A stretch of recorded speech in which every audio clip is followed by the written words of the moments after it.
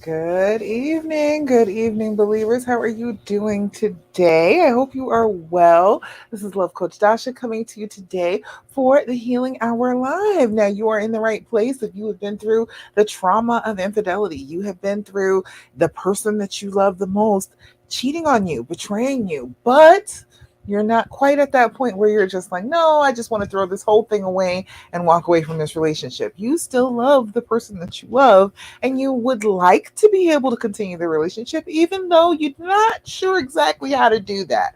I myself, I have the formula how to do that because I have been through that. Hey, LaQuisha, hey.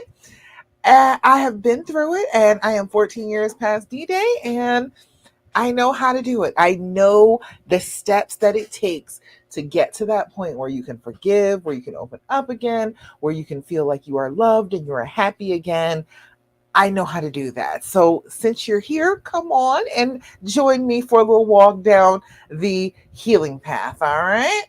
So let me make sure I can see everything. If you are joining me now or joining me on the replay, doesn't matter. Make sure that you go to streamyard.com/Facebook and allow StreamYard to be able to show your name to me on my streaming software because I can't see it unless I am looking at the Facebook page.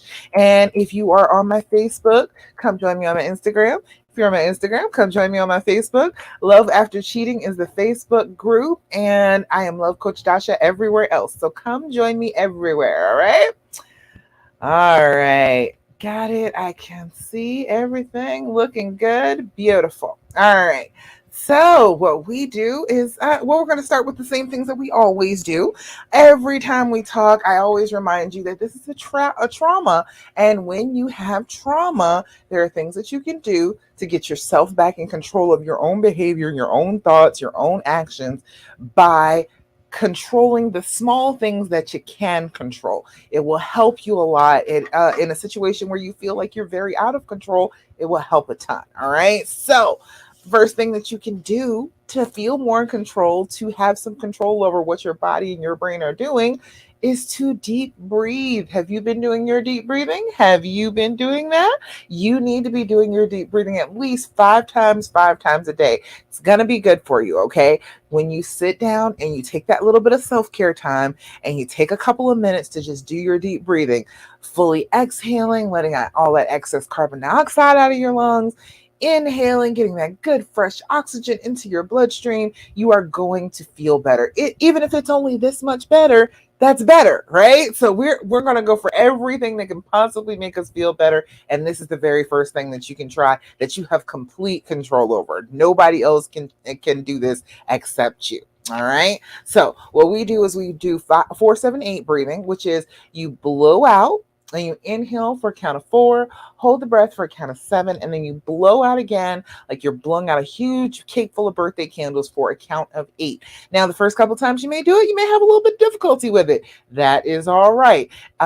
People that smoke, whatever, do it a few times in a row, you'll have it. Trust me, it's not that difficult. We're only going to do 3 times for the sake of brevity today, but make sure that you are making the that whooshing sound when you're blowing out. Make sure that you do that, okay? Give yourself a new trigger. That sound of is I am relaxing. I am bringing myself to center. I am calming myself. I am in control of my feelings. I am in control of what I do. It is a reminder. Just like we have triggers that remind us of bad stuff, we can create triggers that remind us of good stuff too. So make sure that you're doing the breathing with a little bit of whooshing at the end. All right. So we're going to do this 3 times together. I'm going to walk you through it. First thing first, going to blow out. Inhale 1, 2, 3, 4, and hold. 2, 3, 4, 5, 6, 7. Blow out. 2, 3, 4, 5, 6, 7, 8. Again, inhale 2, 3, 4. Hold it. 2, 3, 4, 5, 6, 7. blow out. 2, 3, 4, 5, 6, 7, 8. Last time. Inhale. 2, 3, 4. Hold it. 2, 3, 4, 5, 6, 7. Blow out. 2, 3, 4, 5, 6, 7, and 8. Beautiful. Good job. Hey, Sarah, how you doing? Glad you're here with me. How is the deep breathing? Have you been doing your deep breathing? Do you feel good when you're doing your deep breathing? It should make you feel pretty good. Even if it's just, okay, it'll make you a little sleepy sometimes. It'll make you yawn. It'll make you feel like, oh, I got a little bit of a head rush because you've got that oxygen going to your brain and it wasn't going there before, not efficiently. It wasn't going there before, and so all of a sudden you feel a little brighter, a little bit better. Do you feel like that when you do your deep breathing? Let me know. And if you are like, dang, this deep breathing really works, coach, let me know about it. All right. Hit me up, message me on all of the social media and let me know that the deep breathing is working for you, because that is the one thing that I started with and I still to this day will use it. The other day I caught myself getting a little anxious. We're about to have to move and we're struggling to find a 3-bedroom that to fit all of us in this day and time. It's just like a whole bunch of 2 bedrooms out there, not a whole bunch of 3 bedrooms. So I was feeling a little tense, feeling a little anxious the other day. So I stopped myself and I was like, oh, let me do my deep breathing. I tell them to do it when they're stressed, so I'm going to do it when I'm stressed. And the first thing is just that blowing, just releasing that, letting it go. A lot of the time that will help you. That will help you start to feel better all by itself. Just to calm yourself, just to center yourself, just to let out some of that excess carbon dioxide will help tremendously. But then doing your deep breathing after that fills your body and your blood with that good fresh oxygen, and we'll need oxygen. It's just a necessity. We need it. So the more you have going to your brain, going to your tissues, the better you're going to feel. All right. Second thing is doing your journaling. Have you been doing your journaling? Have you been doing that? I hope you have, Beth. Hey, you said you feeling refocus. It focuses you, doesn't it? It gets you back on track. It brings you back into your body. That's the whole thing. When you're anxious, you kind of dissociate. You try and step away from your body. So if you're doing your deep breathing, you are in your body in the moment, filling your lungs with air, releasing that carbon dioxide and getting some good fresh oxygen to your brain. Helps you focus so much better. But the other thing is doing your journaling. Have you been doing your journaling? Everybody come on, do your journaling. You need to be writing in your journal at least 5 minutes in the morning, 5 minutes at night, just a little bit of self-care time for yourself to sit down and think about what you want to happen during the day, how you want to handle things during the day. If you go into the day saying, okay, I may be triggered today. However, if I am triggered, I am not going to take it out on my honey. I am going to still continue to act loving, and I am going to do something that will help myself with the trigger. I will go scream into a pillow. I will go break something. I will not bring that into the relationship today. I will bring that into my own space and be able to handle that in my own way. You can make up your mind to do that and journal about it in the morning. And so then if a trigger does happen, you'll remember you have a plan. You have written it down. It's right there and you can follow through with the plan instead of letting the trigger take over. So it's an excellent way to cope with your day. And then at night before you go to bed, if you're tired, but you can't sleep really well, getting some of that stuff out of your head is helpful. And to sit down and like download all of the stuff that would normally keep you awake thinking, putting it down in your journal so that your brain is like, oh, she wrote it down, she thought it was important, it's still here in written form in my hand. Okay, well, we can go ahead and go to sleep now. We don't have to have nightmares about it now because it's written down already, so we don't have to stress so much about it. So it's an excellent thing to do when you first wake up, when you're getting ready to go to bed. Just 5 minutes. Do your date do your time and do your level of anxiety. The date and time is so you have data. This makes it scientific, okay? When you put down the date and time, you are going to be able to tell that there are some days where you don't feel great. There are some hours that you don't feel great. You'll be able to anticipate them and be able to do something about them before that even hits you because you've been writing down your dates and your times.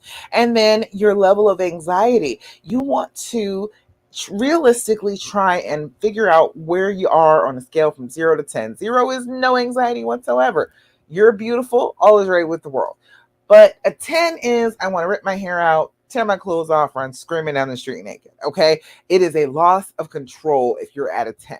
So just knowing that it's 0 to 10, it can't be any higher than a 10, will put a little bit of a fence around those feelings. The feelings can only get as big as a 10, and that is you run down the street naked. So if we're not there, we're not at a 10. So it gives you very clear boundaries for what you're feeling so that you can calm yourself from that angle.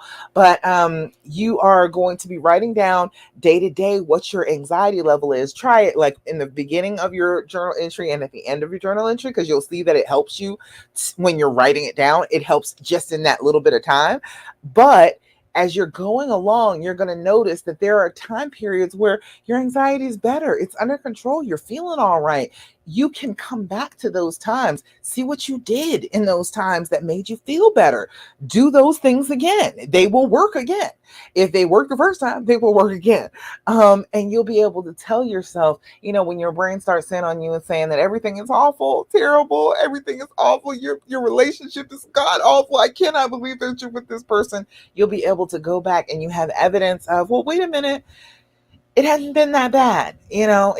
I've had some off days, yeah, but I've had a whole stretch of a week or two at a time where I wasn't feeling so bad and we were getting along and things were okay. So then you have evidence of that instead of your brain being able to just tell you that everything is awful, because that's what trauma does. It tells you everything is awful. Instead of just hearing that from your brain and automatically believing it, you have evidence written down that that's not true. And you can start to combat some of those negative thoughts.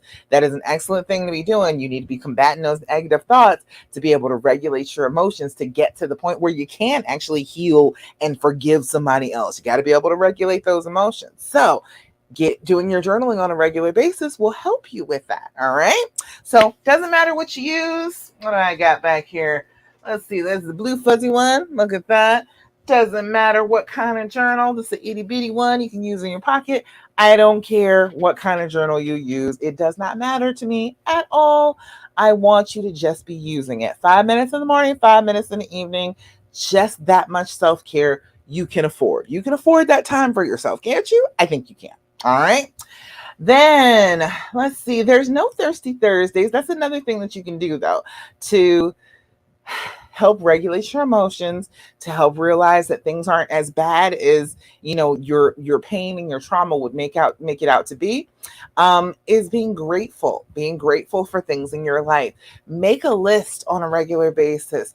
Wake up first thing in the morning and think of things that you are very grateful to have in your life right now. Because even though bad things are happening, even though you are trying very hard to deal with a very difficult situation, it does not mean that you don't have other good things in your life. The more you focus on them, the more they will grow. It is law of attraction, whatever you want to call it. If you are focusing on the bad will multiply. When you focus on the good will multiply. So just focus on the good stuff, the things that you are grateful for, the things that you're happy about. Me and my husband had a great day out. Touchy Tuesday. I didn't even get to do the Touchy Tuesday post because we were just up and out like first thing in the morning, and we hung out and had a great time, and I didn't even spend that much money just hanging out together, driving around, stayed out until like 6 o'clock that evening. Okay. That's a great thing. It was a fun time. It was something that made us both happy. And, you can have other problems. We're dealing with this whole moving thing, but we got to take that break and take that time together. And when you focus on those blessings, if you focus on those good things in your life, like I say, they multiply, they get bigger, and they fill you up and give you some reserve, some a reserve of sanity for when the bad stuff happens, because you're like, no, it's not all bad. Good stuff does happen to me. Very good stuff will happen in my life, even though bad stuff does happen. All right. All right. Then another thing that you can do on your own to help you with this, help you with regulating your emotions, regulating your feelings, is to be able to ask some questions. But I don't mean asking those questions about what happened between them. I really don't want you to ask those. I want you to try as hard as you can to refrain from asking questions like that for a couple of reasons. Number one, it's troubling to you. You're going to be more stressed out and more anxious hearing those details because they're bad things. They're not going to be good things to listen to. They're not going to make you happy. So it's going to stress you out more, going to cause more issues in the relationship. But then, that is ammunition for your brain to use against you in the fight. When you are trying your best to deal with the fear speech, you are going to have your brain regurgitating all of these terrible facts that you asked for, that you have put into your own brain. So I'm asking you, please, please, I know you want to, I know you feel like you should be able to ask all the questions, and honestly, you will get answers. I'm not going to say that you're never going to get the answers to these questions. You'll get them, but you probably aren't in the best frame of mind to start with to ask all these questions and to get all this terrible information that is going to trouble you and haunt you. So instead of focusing on all of these terrible details that you don't want, focus on something that is a little bit more constructive. So I always recommend, this is the Healing Edition deck.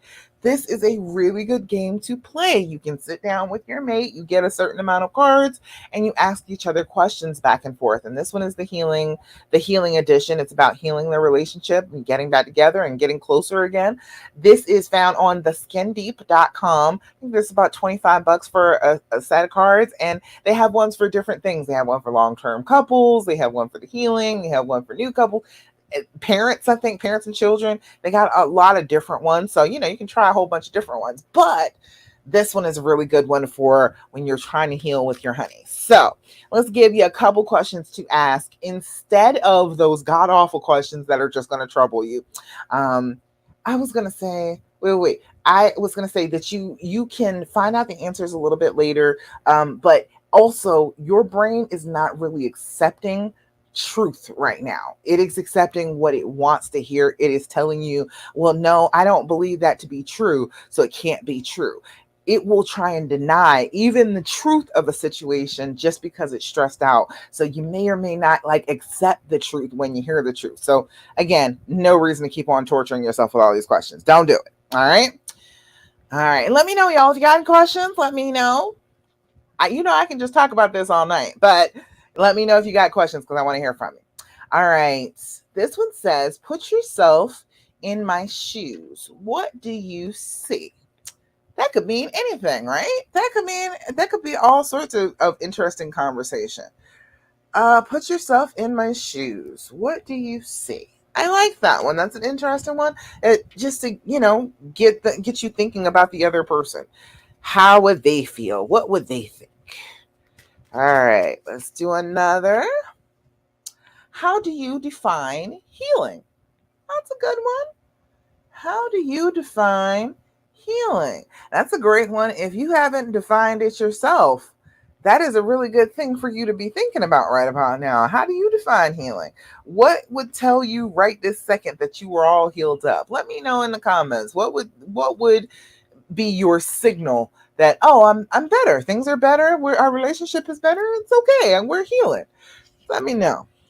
And if you had to choose one shared memory to define our relationship, what would it be and why? That's an interesting one too. They got good questions in here. If you had to choose a shared memory to define our relationship, what would it be and why? Those are good questions, right? Very good things to think of besides the questioning about, oh, what did you do? What positions were you in? How often did you have sex? Did you tell her you loved her? You don't need that information. That is not relevant information for you to be able to heal. All right. People always feel like, oh, well, I have to have all of the information to be able to heal. You do not. You do not. Your brain is tricking you. Your brain tells you that so that it has ammunition to use against you healing. It keeps saying, oh, you got to gather up all the information. But it's like the same thing as gathering up information to try and prevent something bad from happening. You're believing the worst. You're not believing that everything is going to be okay. You're believing, oh, this just proves to me that I shouldn't be open. I shouldn't be loving. I should not be vulnerable to this person anymore because they were able to hurt me like this. All right. That makes sense? All right. Let's see. Anything else? No Thirsty Thursdays. Let me know if you got comments, y'all. It's a quiet week. Everybody must be busy this week. I felt like I've been busy this week, but like not as busy as other people, apparently. Because we even usually have more people on here than this. Everybody that's here right now, say hey. If you're on the replay, definitely want to hear from you too. But if you're here with me live, say hello. Let me know that you're here. I love talking to all of you. You know I do. Oh, Karen, Carmen, hey. Carmen, we're going to get to your questions in just a second. You gave me good questions, girl. Hey, Allie. Hi. Glad that you're here. Y'all make sure, let me know if you got any questions, anything going on in your mind, anything that you're just like, I am stuck in this particular situation. Help. I got you. We're gonna talk about it tonight. All right. All right, so let's get to questions then, because Carmen did give me good questions. Where is it? Where is it? Hold on. Right here. Okay. And you can always ask me questions. I usually will post a post like 8 o'clock on Wednesday to say, hey, it's about 24 hours from the Healing Hour Live. Tell me what you want to talk about. So there's that one, and then there's the one that's actually in the event too, posting what you want me to talk about. So I will always talk about what you want me to talk about. All right. I cannot answer all of the questions in the group anymore. I used to be able to, but honey, we've grown by leaps and bounds in this past year, and I can't answer all of them anymore. I just do not have the time to answer all of them and to coach people too.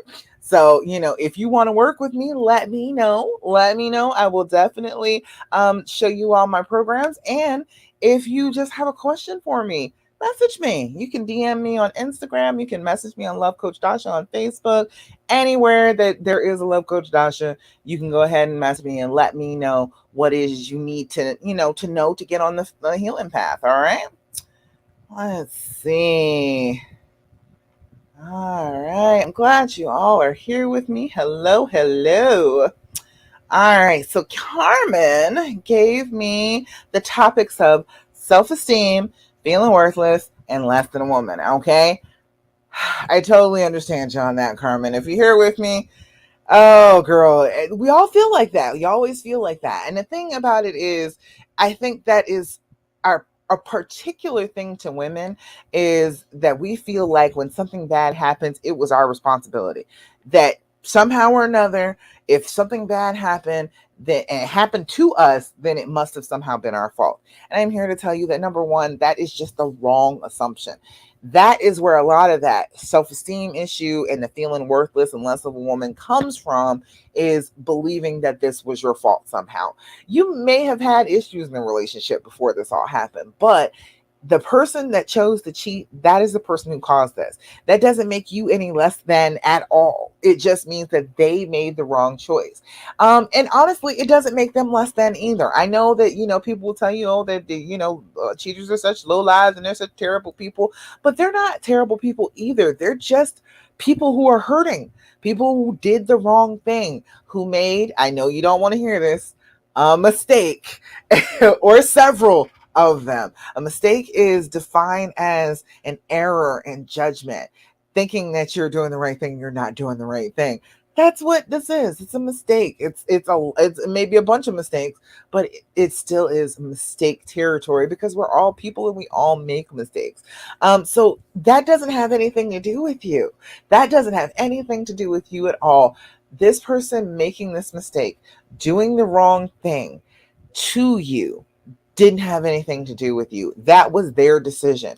We are all only responsible for ourselves. That is it. We are not responsible for the behavior of any other people on this planet except ourselves. And so, whatever he did, that was on him. He made that choice. That didn't mean that you were less than in any way, shape, or form. It just means that he made a messed up decision. Your self esteem, you need to be working on it, okay? This is one of those things where the trauma will tell you negative things about yourself to try and make you back away from what you want to do, which is to reconcile. It will tell you, oh, you're stupid. Oh, you're a doormat. Oh, you're just going to let him treat you like this for the rest of your lives. It's going to always be like this. That, that is fear speech. That is your brain trying to tell you things to keep you away from what it considers to be a threat. Your brain on trauma considers your mate a threat. And so it will tell you anything, any horrible thing it possibly can to be able to keep you away from that threat. You are constantly worried about it. And so it will continuously tell you, oh, that you're just such a terrible person. You're so stupid for even thinking about doing this. That is where that is coming from. It's all just fear speech. So the main way that you're going to combat the fear speech, number one, you got to be mindful of it. You got to be aware of your brain doing that to you because it's lying to you. Your self-esteem should not be low. You are a person who is so loving and so kind and so understanding that you are willing to try to put behind you devastating news, devastating things that happen to you. You are willing to try and put them behind you out of love. Okay. Your self esteem should be super high. All right. Because not everybody is even willing to do something like that. You are a gem amongst women if you think that this is your path, that you are going to travel this healing path and you are going to make your relationship work out anyway. You are an amazing woman. All right. Just the fact that you are being motivated by love in that way when so many people in this world are not, that in and of itself should be a pat on the back for you. That should be, you know what? I'm not that bad of a person. I can't be that bad. You are definitely not worthless. You are one of the people that we definitely need in the world. We need these people that are willing to love anyway, because honestly, the world is falling apart without the love. Okay. The less love that we're putting out for each other, the more devastating that the world around us starts to become. Honestly, the more we get into giving love, showing love, we are making ourselves important in this world by doing that. You are not in any way worthless of that. And less of a woman, honey, no, no, absolutely not less of a woman, okay? Because for all of our history, we've been standing up and doing amazing things time after time after time. So you are not less of a woman just because you feel like you are going to take on this challenge of reconciling and being with the person that you love. That doesn't make you less than, that makes you greater than most women out here. Most women are just going to throw up their hands and walk away and say, oh, well, I'll just try it again with the next person. But you found your person and you are really still trying to just overcome with that love. And that is a beautiful thing. You are not worthless. You are definitely not less of a woman for that. Okay. So be working on your self-esteem. I want you to be telling yourself the good things about yourself. Boost yourself up. You deserve it. You are not in any way a bad person for wanting love in your life. How could that possibly be bad? It is the fear that is telling you these horrible things about yourself, and you do not have to believe it. Okay. So be mindful of it, be aware that your brain is doing that to you, and then challenge everything. Challenge every single solitary awful thought that your brain is telling you about yourself. Consistently tell yourself that you are a great person, you are a wonderful woman, you are lovely to be around, you are happy, you are healthy, you are wise. All of the good things about yourself, consistently be telling yourself that. Boost yourself up, pat yourself on the back. constantly, okay? And do it for other women too. Give out compliments and everything to other women too. Hey Carol, how you doing? Glad you're here. Claudia, you're here with me. Hello, hello. Glad you all are here. Glad you're with me on the healing path. We are on the healing path, ladies. We are doing this. Um, as far as self-esteem, get a little big-headed about it. Pamper yourself. Give yourself lots and lots of self-care, and while you're giving that self-care, reinforce the fact that you are the queen, you are the goddess, you deserve every bit of this good stuff that you are doing for yourself. And remind yourself that you are a an example of unconditional love. Like, that's what you are. You are an example of unconditional love. You are doing something incredibly difficult and growing in a way that a lot of people are not able to. There is nothing wrong with you for wanting to do that, okay? I know people always try to make me feel bad, try to make me feel like I'm doing the wrong thing. I shouldn't be doing this. I shouldn't be even trying. But you know what? It was what I wanted. It was what I wanted, and I am sensible enough to know that if there's something that I want, I should be able to go after it in spite of what my little brain is telling me and in spite of what other people are telling me. So I want you to have that faith in yourself, that backbone too. I want you to be able to say, I'm going for what I want and I'm going to be happy about it. I'm going to live the life that I choose and not the life that just happens to me. All right? Does that make sense? I hope it does. I hope that's helpful to you. Let me know if I sound crazy, if I don't sound like I'm making any sense to you at all. All right. Any Thirsty Thursdays? Any good stuff that's happening for you in your lives? Tell me the good stuff. I want to hear. I will shout you out in everything. I want to hear good stuff that is happening with you. All right. So post it in the comments. Let me know. Um, my self-esteem, I'm gonna tell you what, I got pretty good self-esteem now. I did not used to. I did not used to have very good self-esteem. I used to think very poorly of myself, and this is even before I met my husband. I am taller than most women. I am like 6 feet tall. I'm a very big girl, so I look different from most people, and so that made me very insecure. Especially coming up, looking at TV all the time, and I'm like, none of those chicks look like me. None of what is considered to be beautiful looks like me. So I thought very poorly of myself for a very long time. And I would automatically think that other people thought poorly of me too. I automatically assumed that my negative thoughts were their negative thoughts too. And I finally realized that I was mind reading. It's a distorted thought of being able to read what other people are thinking. I do not have that skill. You do not have that skill. So thinking, oh, I know exactly what people are thinking and they're thinking horrible things about me wasn't true. And so when I figured that out, when I figured that I was lying to myself, I said, okay, I'm gonna try lying to myself positively. If I'm lying to myself on a regular basis, I'm going to choose to give myself positive lies instead of the lies that, oh, I'm just big and I'm just ugly and just people are thinking terrible thoughts about me the whole time they see me. So I just changed it. I changed it purposely, consciously every day. When I started down that path of, oh, they're looking at me and they think I look weird, letting it go, taking a deep breath,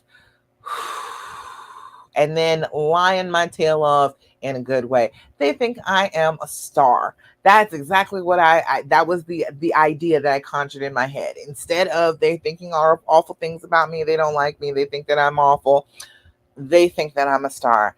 I am absolutely famous. I am out here red carpet ready every day. The flashing lights, the people want to see me. They're excited they get the opportunity to cross my path every day. That was what I started to believe about myself. And strangely enough, as soon as I began to do that on a regular basis, that is how people started treating me. When I walk down the street, people wave, People speak, people are trying to come over and start conversations with me, people that I don't know. All right. When I back in the day when I was riding the bus, everybody wanted to talk to me, everybody was feeling like, I'm somebody that they knew, they recognized. It was just the strangest thing that changing what I thought, changing that lie that I was telling myself around to being something positive, made it seem to me like other people were reacting to it. People were taking their time and treating me like I was a little bit of a star. So it can't hurt. It cannot hurt to lie to yourself in a good way. All right. We don't want to lie in the bad ways. We don't want to lie and tell ourselves we're so awful and we're so terrible. We're not. We're just regular people. There is nothing wrong with us. We are who we are. So we just got to learn to accept that and be who we are as much as we possibly can, and try to just be open to people loving us for exactly who we are. When you are exactly who you are supposed to be, people will find you and they will like you. That's just how it goes. It's the funniest thing. Since I started doing this, and I decided that I wasn't going to be ashamed of my story anymore. I was going to try and be an inspiration to other women, which is like the final stage of healing after infidelity, to try and be an inspiration to other women who have gone through this. My tribe, you all found me. You all started to come because I'm telling your story just by telling my story. So, be you, experience all your emotions, love on yourself as much as you possibly can, treat yourself like you are worth your weight in gold, and just go out into the world amongst the people and expect good things. Expect good things to come to you. Chances are they will. It just works out like that. All right. Let's see. I say, yes, yes, yes. We are awesome. We are incredible. I love the fact that I get to work with you women. You all are incredible. There are so many women. I'm in other groups, I'm in other groups, and that's how some of you found me. I'm in other groups and I'm hearing people answer questions, and it's all negativity. It's a whole bunch of fear speech. And when I speak, it's like you all are hearing me, and you all are hearing that what I'm saying is the truth. If you want to reconcile and you want things to be good and happy again, I'm telling you exactly the way to do it. And it doesn't sound like that stuff. It doesn't sound all fearful. It doesn't sound that way. And then when you start to pick up on it and you start to be able to do the things that I'm telling you, and you start walking that healing path, you realize you don't have to be all fearful and anxious and upset like other people do. You just have to be true to yourself, be true to the love that you're feeling, and move down that path. Keep on going.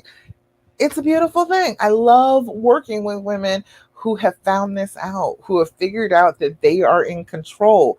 You do not have to wait for anything. You do not have to wait on your partner to try and start fixing things. It only takes you to start changing things. When you change the things around you. Guaranteed. I promise you that is the way it works. And it works fast too. So the faster you do it, the faster you embrace it and say, okay, I am going to change my life the way I want it to be. And you start acting on that, the sooner it'll happen. All right. It happens super fast. If I had known then what I know now, if I had known, like, at the very beginning of my healing process, what I know now, it maybe would have taken me maybe a year for me to completely get over it and get past this cheating and get to a better place in our relationship. Since I didn't know and I had to gather all this information for myself, it took me about 4. But I want you all to have the shortcut. That's what I do this for you to be able to have the shortcut, to give you the dreams formula. Decide what you want and that this person is worth your time and your effort. R is recognizing and overcoming that fear speech that you're going to hear from other people, you're going to hear inside your own brain. E is evaluating the why. Why did they do this? Why was this even a thing that they could do? So you can develop some compassion and mercy for them. Um, a is for allowing the healing to happen, to not keep going over it over and over again, to not keep talking about it, to not keep poking at the piece every time there's a little bit of peace. And then M is managing those future feelings, those triggers, knowing that you're going to have the triggers, having a plan in place for when they happen. And then, of course, the journaling to know what they are. You might be triggered by things that you don't recognize until you've written them down in your journal. So you got to get that. And of course, the S is for support. You've got to have people who are going to be supportive of you getting past this, getting through this whole thing.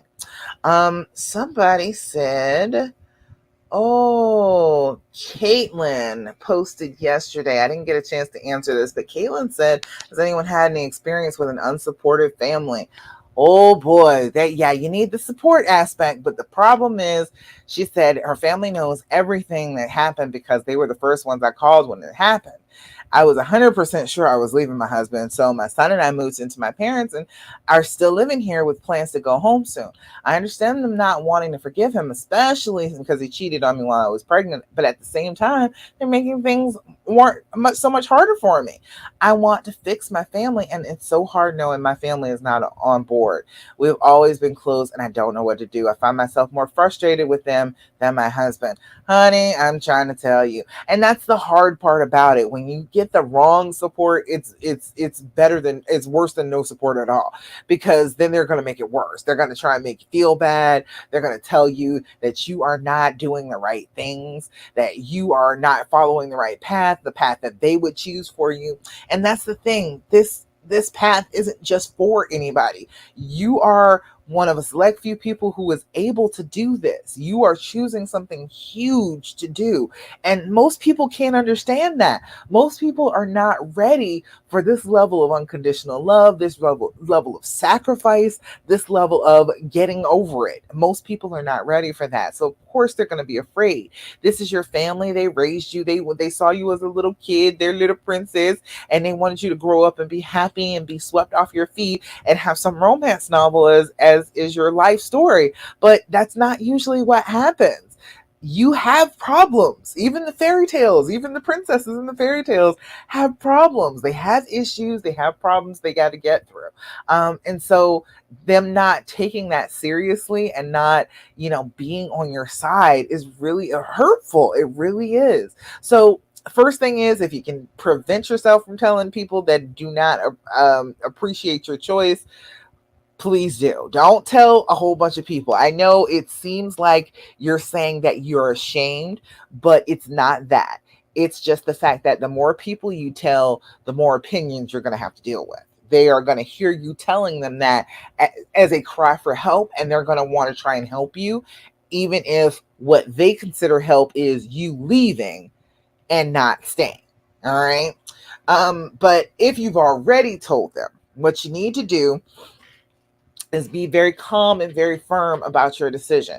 This is the time where you have to show them, I am a grown up. I understand that I was the little princess for a very long time. I get that. I understand that you don't want to see anybody hurt me, but I am a grown up, and grown ups sometimes deal with hurtful situations. So I am telling you that my decision is to be with my mate. It's to be with the father of my children. It is to be with my husband. That is what I'm choosing.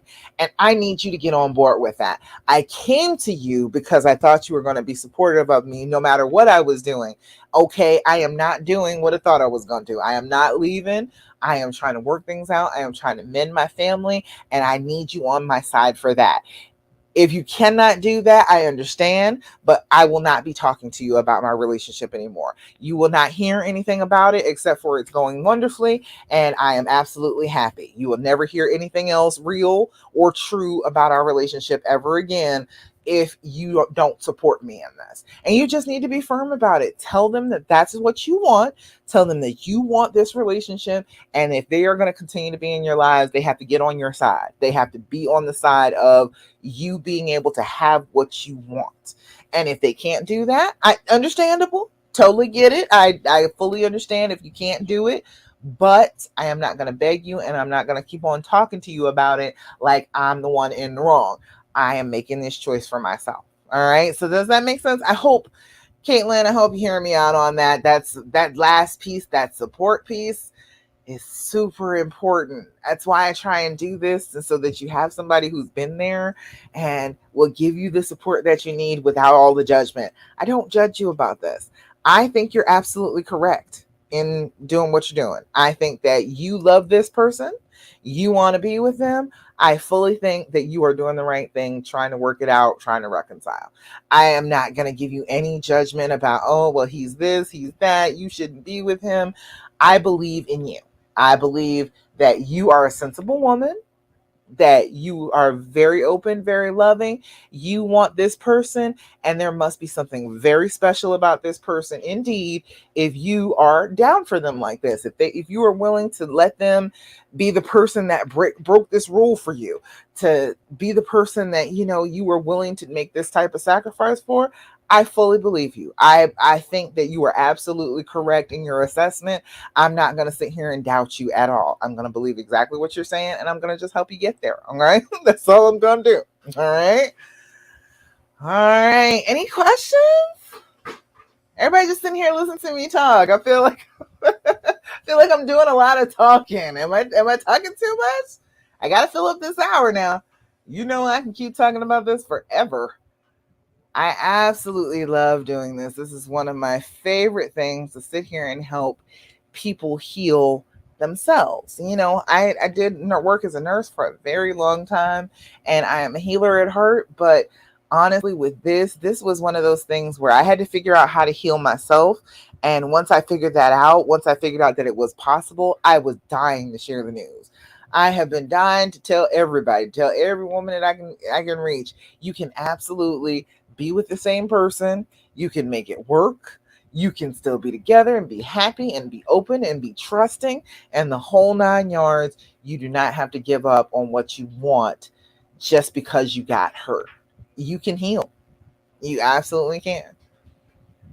Christina, hi.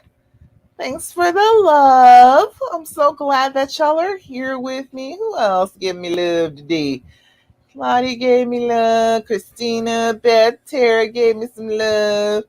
Kara gave me some love. Hello, y'all. I'm so glad that you all have been here with me, that you're talking to me about getting on the healing path. I'm very proud of you, too. Did I tell you that? Have I told you lately that I'm proud of you? I am proud of you for the type of women that you are attempting to be.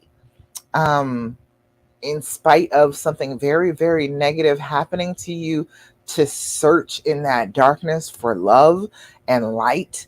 I think that you are incredible women, and I do want to work with every single one of you because I think that you're fantastic. All right. Oh, let's see. Any other questions, comments, thoughts, complaints? Here now or on the replay, let me know. If you're on the replay, I'll answer questions in the comments. But if you're here now and you got questions for me, I will answer them right here. I do not mind. Oh, let's see. Well, while I'm waiting, I got another question. Here's another question from the group. Let's see. Mary, let's see. What she got here? Mary says, hello, I am new to the group and not sure where to begin. I feel like I need support and to feel not alone. You are not alone. There are 3,000 women in this group, so you are definitely not alone. But I've never reached out before. It has been 5 days. Ooh, it's early, huh? I found out my boyfriend cheated on me. We have decided to try and work it out, but I am so hurt and feel lost. I don't even know where to begin to try and move past these constant thoughts and try to forgive him. Well, the first thing is to decide on forgiveness. That's the first step of the dreams formula, is your decision. What do you want to do? You have already made up your mind. You want to work this out. You want to be with them. You said, we decided to try and work it out, but I'm also feeling hurt and lost. Okay, in that hurt and loss, you keep reminding yourself of that decision. I want to forgive him. I forgive him. Even when you are doubting it, even when you are anxious about it, even when you are hurting, still remind yourself, I forgive. Every time you think of it, every time you are stuck in your thoughts, bring that to the forefront. I made the decision. I forgive. And then you try and behave how that looks. If you forgave, what do you do to show that you forgave? All right. And it's going to be a little different right off the bat because this is super early into this. So, of course, it's going to be a little bit more difficult than if you had a little bit of extra time. But, Mary, you can absolutely do it. Make up your mind that this is what you want. Repeatedly tell yourself that you are willing to forgive and then move towards that goal. Move towards what would a person who have forgiven for this, what would they be doing in this particular situation? And just ask that of every situation for yourself. Don't stop, just when things get a little bit difficult, because it's going to be a little difficult sometimes. Don't stop, but always think, what can I be doing that shows that I forgive? Because I forgive. I forget. I chose that. I am working it out. I love this person. I am choosing this. How do I show it? And if you keep asking yourself that, you'll find much easier ways through all the bushes. It's much easier to stay on the path when you're constantly thinking about the fact that you have forgiven. Also, the second step of the dreams formula is recognizing the fear thoughts, the fear speech. The fear speech is telling you, I'm so hurt and I'm so lost. And even though I want to forgive, I don't know what to do. I can't move forward. And that's actually not true. You have done several things right there in order to move forward. You decided that you wanted to move forward.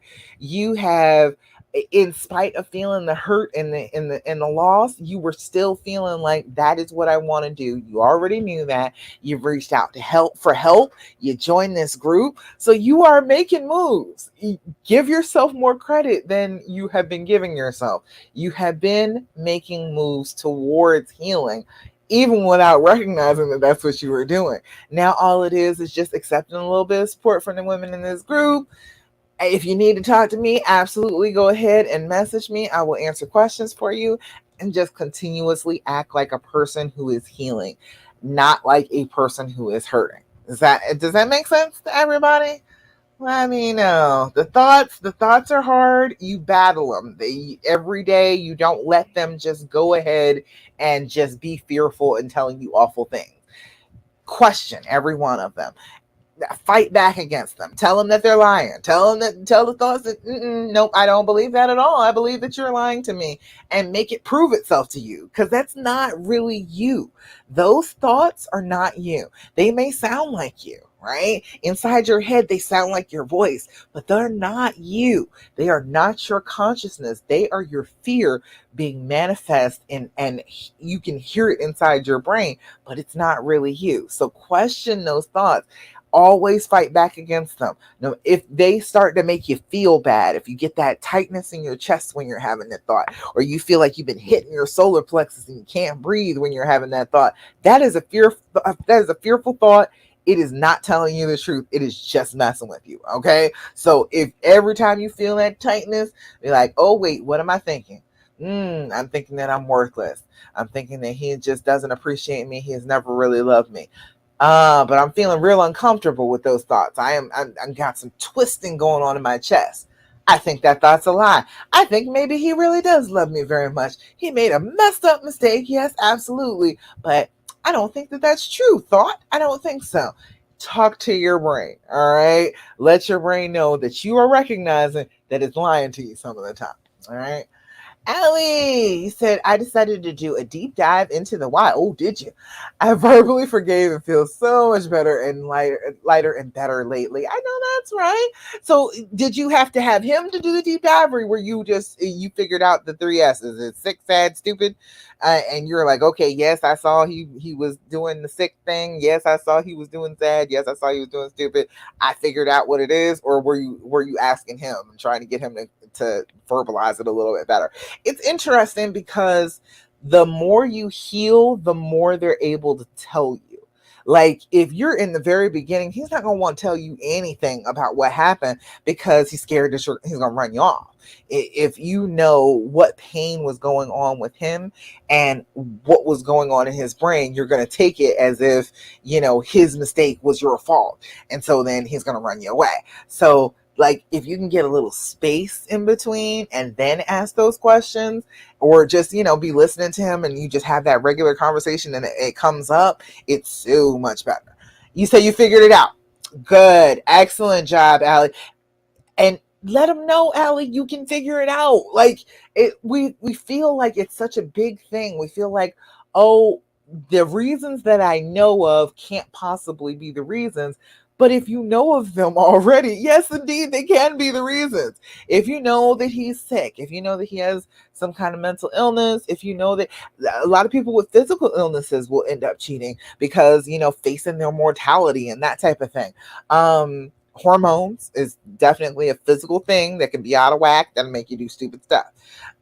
Sadness, having some kind of loss and wanting to fill that hole inside them with something else, will make people seek out sexual activity, because it's just something that will boost those hormones for a little while and make you feel like that space is not empty when it really still is. And then stupid is all of the stupid things that we're told about being in relationships, and all the things that boys are told versus what girls are told, and the terrible examples we see in our parents and the other adults around us when we were kids. All sorts of stupid things happen that make us who we are. And so we internalize a lot of stupid stuff, and then we end up doing stupid stuff, and we're like, well, what happened? I just did the stupid that I saw. That's what happened. It was stupid and you just didn't realize it because you came up with it. So I'm glad you figured out, Allie. I'm glad you figured out why. You have some good knowledge about it. You got a good grip on it. And then as later on, as you're healing, as you're getting closer together, sometimes those things will come up, and then you'll be able to like connect those dots, get a little bit more information from him about it. But if you've got a basis, that you stick with that for right now, and then let some of the healing happen. And later on, you'll end up talking a little bit more about it. Me and my husband did, years later, it was like, some things he was able to tell me that he wasn't able to tell me back when it all started. He just wasn't able to articulate it the correct way. He wasn't able to even understand that that's what he was feeling at the moment. So, a lot of things came out a little bit further down the line. So that will definitely happen. And I'm glad that you're feeling lighter, and just always remember that you forgave. Just you forgave. You just said you use it in past tense. I verbally forgave. So every time it pops up in your brain and it starts to mess with you again, always remember that I forgave. Yes, I know all of that is true. Yes, all of that negativity that you were saying to me, brain, is true. He did indeed do it, but you know what? I forgave him for it. So we are moving past it. We are moving forward. We are not going to sit here and dwell on it. So always be in control of your own brain. Your brain will try and be sneaky and try and like make you think that you're actually in control, but it's on autopilot and is saying awful things and making you feel terrible. All right. Oh, Fierce Nana. Fierce Nana on Instagram. That's my mom. Hi, Mom. I'm at the end of my healing hour live at the moment. I was just finishing up. We were just chit-chatting, talking about some things, getting on the healing path. But let's see. Any other questions? Any other thoughts, questions, comments? Hi. Hi, Mom. Oh, that's my mom. I'm glad you joined me, Mom. Hey. I don't see any other questions. So let's see. What's a good affirmation for today? My affirmation for today is I I clearly see my worth, and those around me see it too. How about that for an affirmation? I clearly see my worth, and those around me see it too. My mom said, just saw you, so proud of you. My mom, of course. Thank you. I'm glad that you're proud of me. I am enjoying doing this. I enjoy talking to all my ladies. And I want you to feel good about yourselves, girls. I want you to feel good about yourselves. You can be with whoever you choose. You can be happy and have a great relationship. Even though this troubled time has happened, you don't have to give up on what you want for your life. You don't have to say, oh well, chuck it now, there's nothing I can do about it, it's all ruined now. It doesn't have to be ruined. You are making a choice for your future. You are making a choice for who you want to be with and who you want to be too. You are making a choice that you want to be a loving, kind, gracious, merciful, open, compassionate human being. There is nothing wrong with that. You are absolutely right to be doing that. All right. So I want you to come to me if you need me, if you want to join one of my programs, you want to work with me as your coach. If you got questions, definitely hit me up. Love Coach Dasha on Instagram, on TikTok, on YouTube, and then Love Coach Dasha on Facebook and my Love After Cheating Facebook group. If you have not joined, come on over. Come get in the group with these 3.3 thousand other women who are going through the exact same thing you are and can give you a little bit of support along with me to do what you want to do to have the relationship that you want to have. All right. All right, y'all. That's it. That's all I got for today. I think that's about it. Let me see. Any other questions? Let me make sure. All right. No other questions that I saw. Thank you so much for joining me today, ladies. I am so excited to always work with you.